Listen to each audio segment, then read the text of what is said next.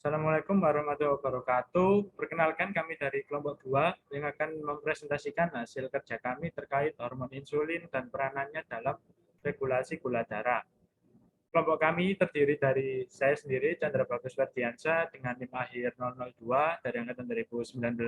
Saya sendiri Rani Adi Kusuma dengan NIM terakhir 025 dari angkatan 2019. Dan juga ada Mas Dominikus Sani dengan NIM akhir 089 dari angkatan 2018.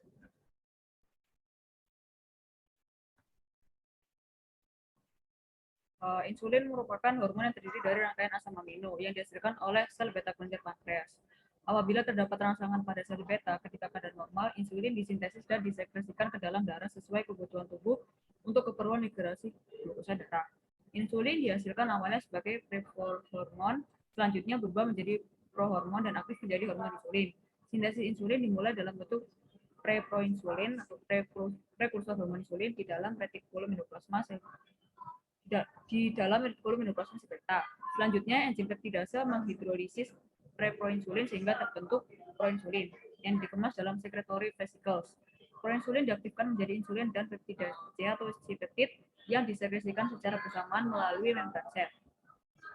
Berikut adalah struktur dari insulin menurut Murray tahun 2003, di mana struktur insulin terdiri dari dua rantai, yaitu rantai alfa dan rantai beta, yang mana keduanya dihubungkan dengan adanya 3 ikatan disulfida.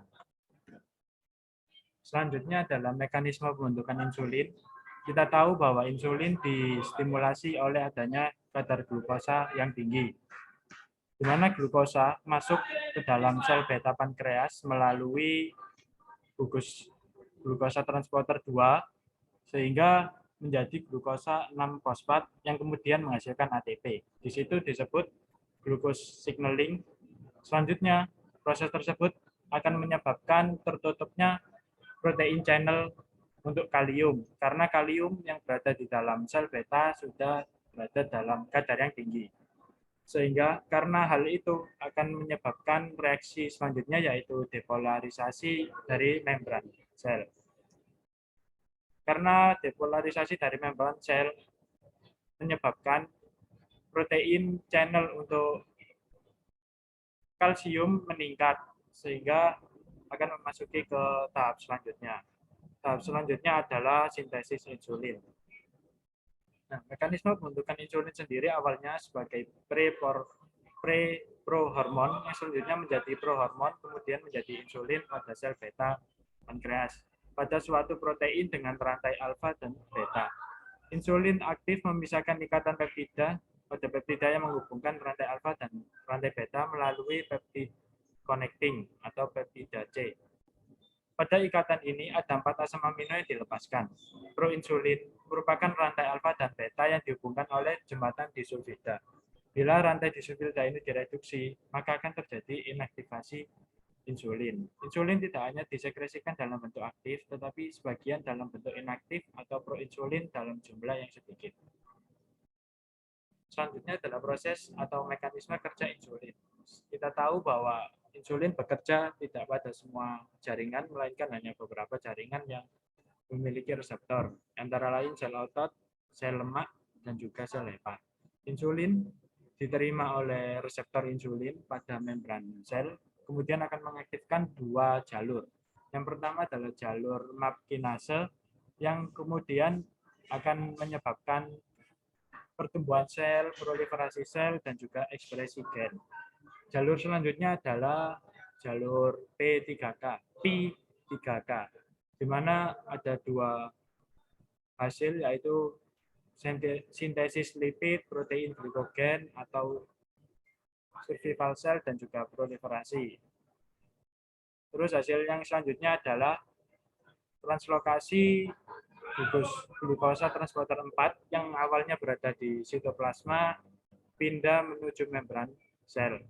Hal itu akan menyebabkan glukosa yang berada di luar sel akan dapat masuk ke dalam sel target. Fungsi insulin berfungsi dalam menurunkan kadar glukosa darah. Kadar glukosa darah yang meningkat menstimulasi sel beta dalam memproduksi insulin.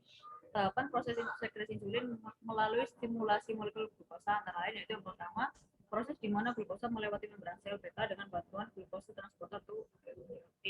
Yang kedua, glukosa akan mengalami proses glikolisis dan fosforilasi di dalam sel dan selanjutnya melepaskan ATP. Yang ketiga, ATP menghentikan penutupan K-channel pada membran sel. Yang keempat, penutupan K-channel mengakibatkan terdampatnya pengeluaran ion K dari dalam sel sehingga terjadi depolarisasi membran sel. Yang kelima, kalsium channel terbuka mengakibatkan masuknya ion kalsium sehingga menyebabkan peningkatan kadar ion kalsium intrasel. Yang karena maka akan terjadi mekanisme pengeluaran insulin. Dari penjelasan yang telah kita paparkan, kita mencari beberapa artikel terkait dengan insulin dan gula darah.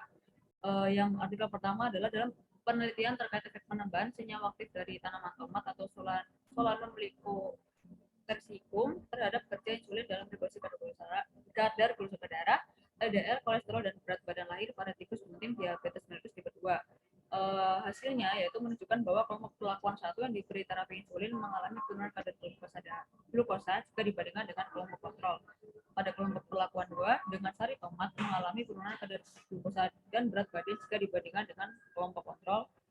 Dan pada kelompok perlakuan P3 terapi insulin dan sari tomat mengalami penurunan kadar glukosa dan berat badan lahir namun tidak sebaik perlakuan P1. Jadi kesimpulannya adalah perlakuan P1 lebih efektif dalam menurunkan kadar glukosa darah karena yang diberikan hanya insulin saja. Yang kedua adalah ini adalah artikel dengan judul efek hipoglikemik kecambah beras merah pada tikus yang diinduksi streptozosin dengan parameter kadar insulin, indeks HOMA-IR dan HOMA-beta. Dari hasil tersebut ini menunjukkan bahwa kecambah beras merah mampu menurunkan kadar glukosa darah sebesar 61,88% dan HOMA-IR 56,82%. Kadar insulin meningkat 16,35% dan HOMA-beta 763,6%. Sehingga dapat disimpulkan bahwa kecambah beras merah mampu menurunkan kadar glukosa, kondisi resisten insulin tikus diabetes mellitus, dan meningkatkan kemampuan sel beta pankreas mensekresi insulin. Dan ini adalah artikel yang ketiga dengan judul ekstrak etanol kulit buah jengkol menurunkan kadar glukosa darah dan meningkatkan hormon insulin tikus diabetes induksi streptozosin. Hasil tersebut menunjukkan apabila pemberian terapi ekstrak etanol kulit buah jengkol dengan dosis 385, 770, dan 1540 mg per kilogram berat badan dapat menurunkan kadar glukosa darah sebesar 28,6%, 65,4% dari 59,1% dan meningkatkan kadar insulin sebesar 54%, 230% dan 206%. Sehingga dapat disimpulkan bahwa dosis 770 mg per kilogram berat badan adalah yang terbaik dalam penurunan kadar gula darah dan peningkatan kadar insulin untuk tikus diabetes induksi streptozosin. Terakhir adalah kesimpulan. Kami menyimpulkan bahwa kerja hormon insulin sangat dipengaruhi oleh senyawa-senyawa aktif yang diberikan. Semisal senyawa aktif berupa streptozosin itu dapat menurunkan kerja insulin di mana sekresi insulin oleh sel beta pankreas itu juga menurun. Dan juga senyawa-senyawa aktif lain seperti yang berada pada kecambah beras merah dan juga buah tomat itu juga dapat mempengaruhi kerja insulin. Baik itu mendukung cara kerjanya sehingga menjadi lebih efektif atau sedikit menghambat cara kerjanya menjadi efektif. Kurang lebih seperti itu. Ya, sekian. Terima kasih atas perhatiannya. Kami ucapkan wassalamualaikum warahmatullahi wabarakatuh.